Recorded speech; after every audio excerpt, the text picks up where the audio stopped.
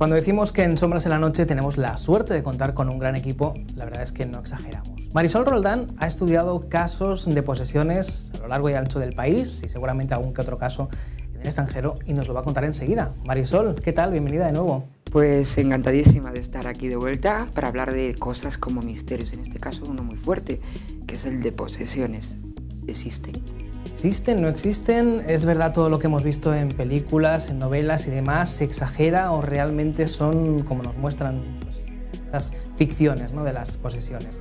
Para empezar, Marisol, ¿qué podríamos entender por una posesión? Bueno, en principio tendríamos que hacer una pequeña división, ¿no? Para ser racionales y un buen estudioso de los temas de paraciencia, tenemos que tener en cuenta que podría darse una especie de equivocación, ¿no? Personas que creen estar poseídos y están padeciendo algún tipo de psicopatía, ¿no?, que también podrían darse. Una vez descartado esto, tenemos lo que podría encuadrarse dentro de un fenómeno paranormal de la rama psíquica, ¿no? Y es uno de los más tremendos, más impactantes y más terroríficos, porque imagínate que es una pérdida total de tu voluntad, tanto mental, es decir, tu mente, que hace cosas más allá de lo que tú quieres y de tu control, y que no puedes evitar, y hay gente que así lo testimonia, y es un momento angustioso, luego hablamos de ello. Y por otro lado también el descontrol de tu propia biología. Hay personas que no pierden el control de su psique, de su mente y su voluntad, pero sí lo hacen de su cuerpo. Su cuerpo actúa de forma dividida y realmente también es tremendo.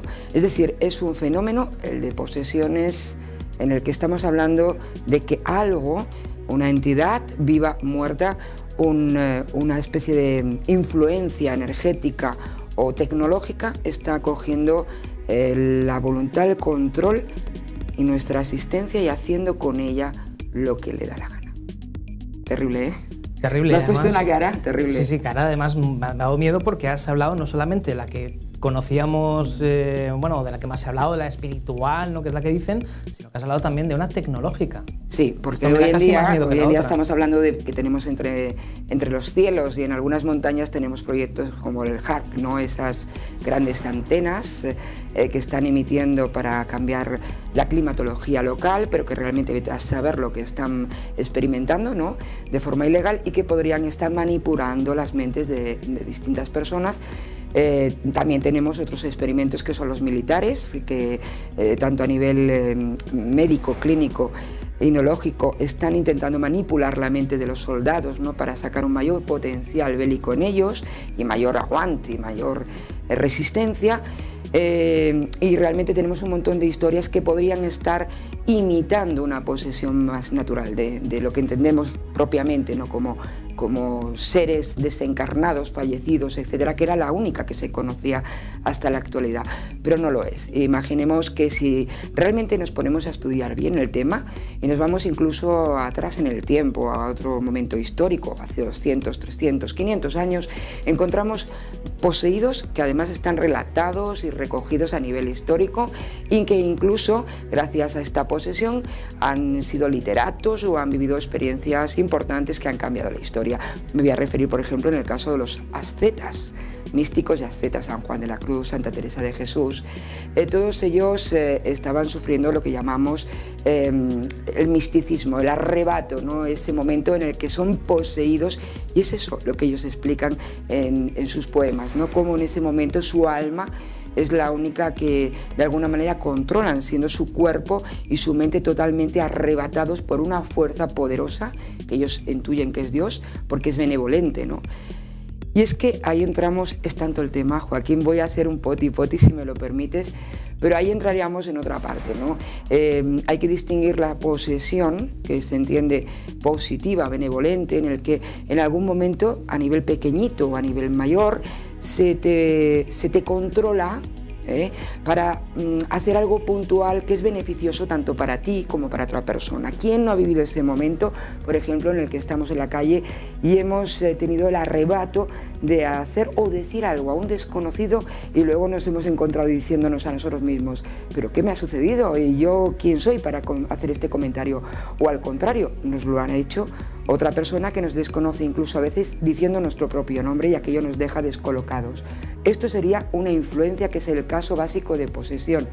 Y luego tenemos una posesión mayor en la que nuestro cuerpo, en un momento muy determinado, por ejemplo en un peligro, reacciona totalmente disociado de nuestra mente. En el caso de ¿quién de vosotros alguna vez no ha escuchado sobre ese accidente de tráfico en el que unos microsegundos han salvado la vida de la persona porque todo su cuerpo ha reaccionado dando el volantazo, ejerciendo la marcha y el freno, algo que ni siquiera él sabía que podía hacer? Pues esto también sería una posesión leve física en este caso, ¿no? La posesión es un tema tan amplio que quizás hoy vamos a hacer un poquito de introducción, pero si más adelante te apetece podemos tratarlo incluso con personas que lo han vivido y que ellos, incluso aun siendo la benevolente, la buena, no dejan de tener miedo, porque imagínate qué indefenso se ve una persona en el que saben que en cualquier momento puede ser controlado, ¿no? Claro, pierdes tu control. Claro. También están personas que la han utilizado. Yo a nivel consulta, a nivel terapia, me encuentro a veces haciendo experimentos con compañeros que están ejerciendo pues, su trabajo de terapeutas, ¿no? Yo estoy allí viendo a ver lo que sucede y grabando y registrando. Y a veces, incluso entre relaciones de pareja, dicen, no, es que en aquel momento he sido arrebatada y poseída por algo de ira que no sabía que teníamos. ¿Es esto posesión? ¿Por qué no? Desde el rasgo de la paraciencia... parte, ¿no?, de nuestro vocabulario. Sí. Está muy arraigado. Sí, porque se trata de una pérdida de nuestro consciente, de nuestro control consciente. Algo inconsciente, algo involuntario a nosotros nos posee totalmente, ¿no? Sería adecuado decirlo, por lo tanto.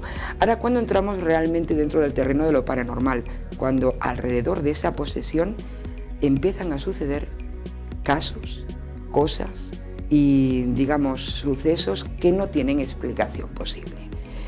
¿Quién no se acuerda de la película del exorcista, no? La niña, bueno, en este caso la niña, pero que el caso real era un niño, la posesión en sí no era lo único que sucedía, sino que alrededor suyo una serie de eventos, de fenómenos paranormales, de forma colateral se mostraban, ¿eh? Es decir, había una anomalía cuyo epicentro es la persona que tiene esa fuerza de voluntad que oprime su propia alma y su mente, pero que tiene tanta fuerza y es tan anormal que derrama una psique que mueve objetos, produce poltergeist, que además es capaz de leer mentes en los demás. Estamos hablando de una anomalía que ya sí es un rasgo de posesión que en paraciencia no sabemos cómo estudiar. Pero es la que realmente la gente puede llegar a tener, sin llegar al proceso de la película del exorcista, mucho más de lo que se cree. Y ahora me dirás, bueno, ¿esto cómo es posible? ¿Quién no ha vivido, por ejemplo, ese instante nocturno que en psicología nosotros hablamos de parálisis, ¿no? En el que nosotros tenemos una paraloxia, que estamos totalmente divididos, nuestro cuerpo y nuestra mente. Queremos movernos, queremos ejercer una cierta voluntad sobre él, pero no podemos, ¿no? Es un momento... es terrible, Marisol. Es terrible, es angustioso. ¿Esto tiene explicación? No, nuestro cuerpo realmente está dividido en varios niveles, ¿no? Y durante el día, durante la consciencia, coordina en conjunto y trabaja en conjunto, ¿no? Pero realmente a la hora del sueño, nosotros nuestras ondas alfas cerebrales con las que trabajamos, ese consciente, pues van cambiando para el reposo, para restaurar nuestro cuerpo, y al parecer lo que ocurre es que nuestra mente sigue en activo, pero nuestro cuerpo se va relajando y entrando en una onda que se llama alfa, muy relajada, y nuestro cuerpo pues como que se ausenta un poquito para restaurar sus células, sus desgastes, para el metabolismo, para regenerarse, ¿no?, en ese descanso nocturno. Pero no deja de ser una especie de principio de posesión, y es ahí donde muchas personas viven dos fenómenos muy importantes, que son visitantes de dormitorio, que normalmente se relacionan con extraterrestres o con seres dimensionales, y visitantes nocturnos que tienen que ver con el ramo de los fallecidos, ¿no?, de los que se posicionan en la punta de la cama, de las sombras que pasan en la puerta, de lo que se ve en la ventana, de lo que está en el armario, de lo que hay debajo de la cama. Todo eso sucede en una preposesión, pero nuestro cuerpo realmente ya está poseído. Es nuestra mente la que todavía está libre. A raíz de ahí pueden suceder muchas cosas. Otro tipo de posesión que, claro, como no es la típica película del exorcista, no nos parece que estemos perdiendo el control, pero sí que lo es. Es eso que todo el mundo está de moda y tan fascinado de poder hacer, que son los viajes astrales. No deja de ser otro tipo de posesión. Nosotros entramos en una especie de mundo insinuado, mundo onírico, ¿no?, en el que también estamos funcionando de otra manera. No tenemos cuerpo, a veces perdemos la ausencia del cuerpo, otras veces sí que lo notamos, pero de una forma distinta, y ahí se dan muchos casos de posesión de rigidez mental, que se llama, o estamos intentando ponerle un nombre porque es muy difícil. Os lo explico de forma sencilla, que a mí me gusta ser sencilla, soy mujer. Bueno, pues la cuestión es que una vez fuera, los propios miedos del viajero que es novato, que no tiene experiencia y tal, lo que hace es que se siente poseído, es decir, se siente rodeado por una serie de sombras, una serie de entidades que un poco allí lo tienen controlado y a veces le cuesta mucho volver, como que lo atrapan en esa circunstancia, ¿no?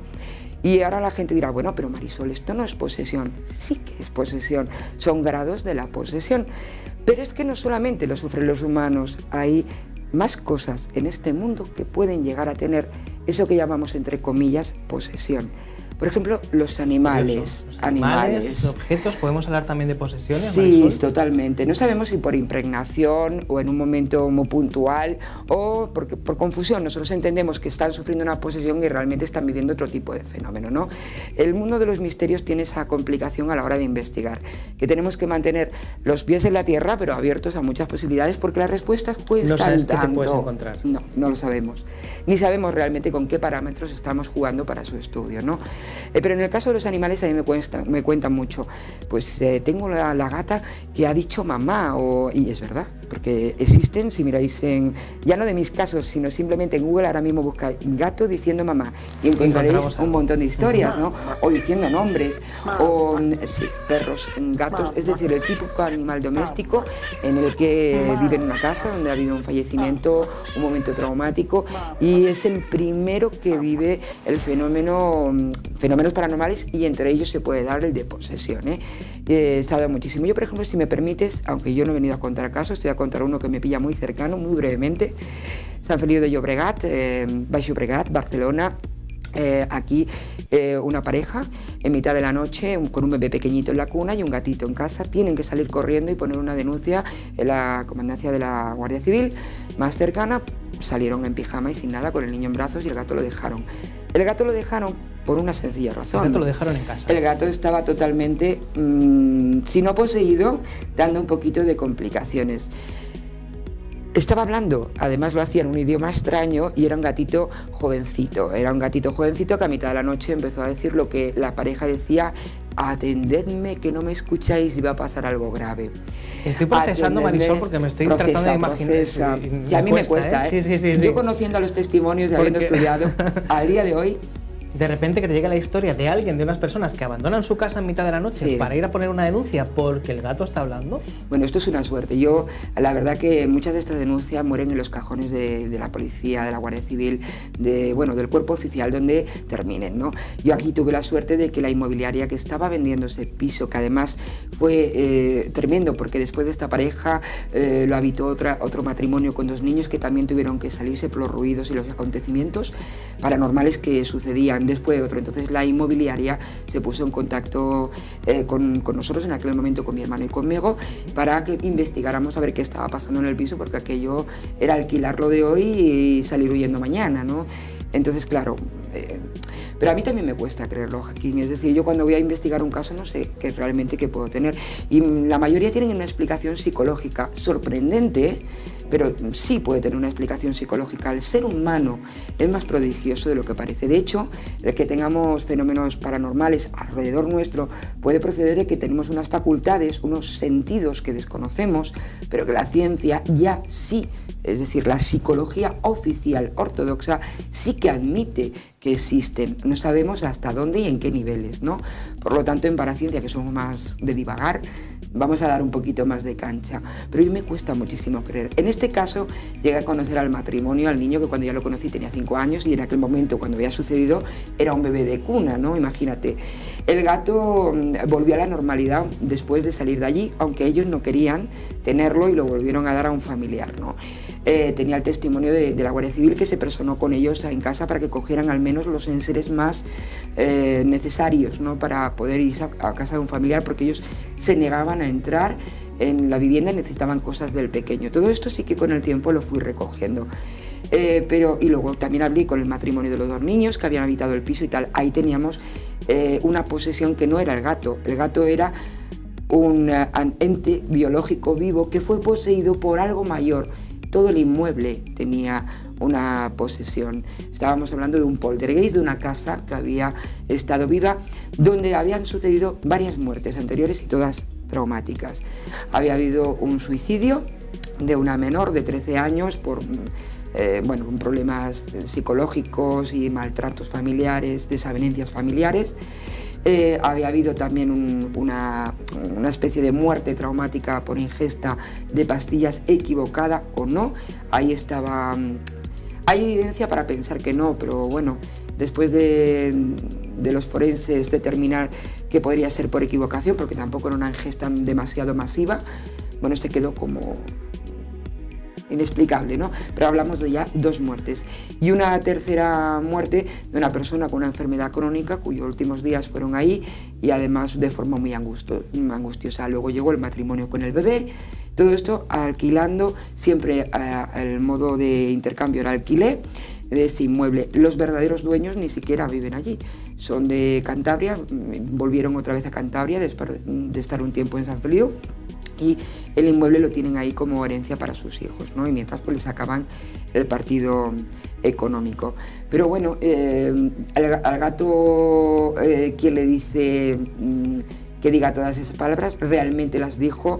Era verdad lo que me dijeron ese matrimonio, ¿no? Testimonios de sobra. Yo cuando llegué pude investigar el inmueble. Indudablemente el gato ya no me habló.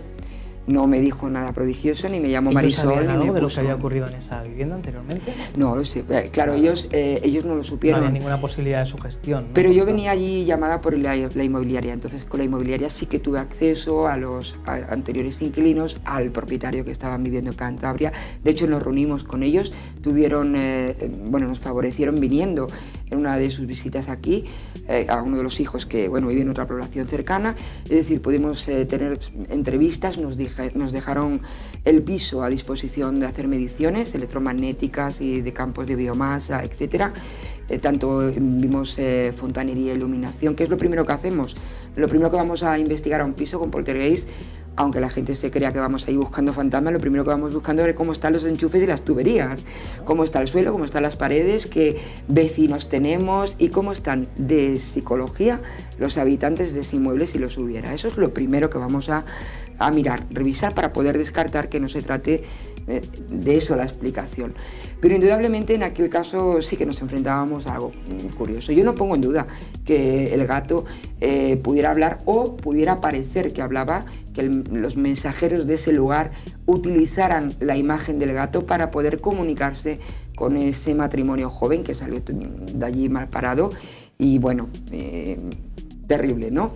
Pero sí que es cierto que no lo dudo porque después de hacer mediciones, efectivamente en el piso había otro tipo de anomalías paranormales que yo catalogué como paranormales, lo cual no quiere decir que no tengan una explicación. Yo no la encontré, pero posiblemente las tengan. Y claro, sí podría hacerse una correlación. Pero esto sucede muy a menudo porque te he contado un caso espectacular. Pero a raíz de esto estoy segura de que se te van a poner en contacto a ti o a mí a través de ver el programa muchas personas que tienen animales domésticos, desde pájaros a perros al típico gato, en el que el animal parece hacer cosas ya no con las facultades paranormales que se le atribuye a un gato o un perro, sino que realmente hablan, parecen tener una persona dentro, miran de una forma distinta como lo hacen habitualmente y a veces cuando tienen que enseñar algo también a sus dueños también. Si me permites, te voy a rescatar otro caso, no sé cómo andamos de tiempo. Pues muy breve, Marisol. El enfoque era otro, pero siempre terminamos con lo que nos gusta, que siempre son los casos. Bueno, pues hay otra familia, en este caso es una familia andaluza de Cádiz. Yo estaba investigando un caso de Cádiz, estaba allí de viaje. Y siempre me gusta aprovechar porque ya no sé cuándo puedo volver, voy quedando con otros testimonios que han dado conmigo antes y lo que puedo pues voy haciéndolo y si no simplemente pues la base testimonial ya me hago una idea para saber si tengo que volver o no y cómo tener que enfocar cada tema. Y en una de estas, estando allí en Cádiz, pues quedé con un matrimonio también. Y pues es una pareja muy especial, ya sus condiciones de pareja son especiales, no las voy a explicar, pero lo son. Y tienen una serie de problemáticas familiares alrededor, pues por ellos mismos, ¿no? complicadas, es decir, viven en un mundo bastante aislado mental y tienen un gato. Bueno, pues una de las parejas, uno de los miembros de la pareja, me estoy enrollando mucho para no poder decir lo que me gustaría decir brevemente, ¿no? Pero bueno, nuestra sociedad es así.